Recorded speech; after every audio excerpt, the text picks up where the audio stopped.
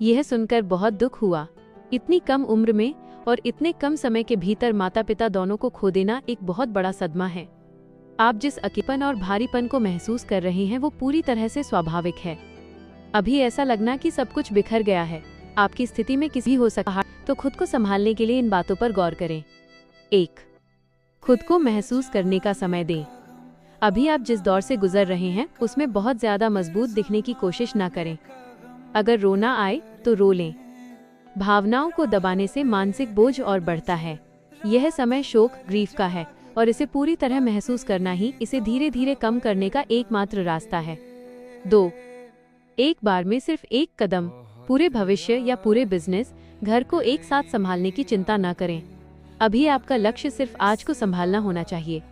छोटे छोटे काम करें।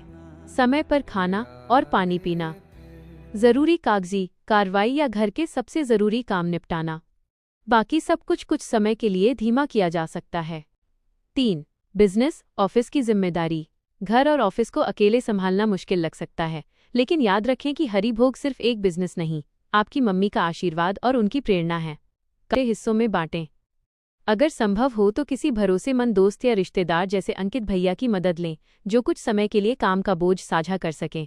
काम में खुद को व्यस्त रखना कभी कभी दुख से निपटने का एक जरिया भी बन जाता है, लेकिन इसे खुद पर हावी न होने दें। 4. अकेले न रहें। घर में अकेले रहना विचारों को और गहराता है। अपने आसपास के लोगों से बात करें, चाहे वो आपकी बहन रश्मि हो या आपके करीबी दोस्त, उनके साथ समय बिताएं। अपनी गर्लफ्रेंड से मन की बात साझा करें, ऐसे समय में अपनों का साथ सबसे बड़ी दवा होता है। 5. माता पिता की यादों को शक्ति बनाएं।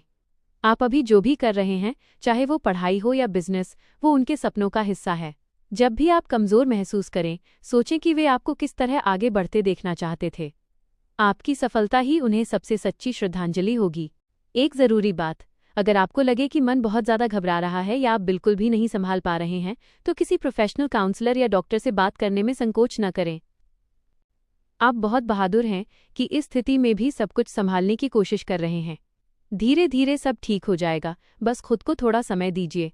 क्या अभी घर या काम में कोई ऐसा काम है जिसमें मैं आपकी मदद कर सकता हूँ?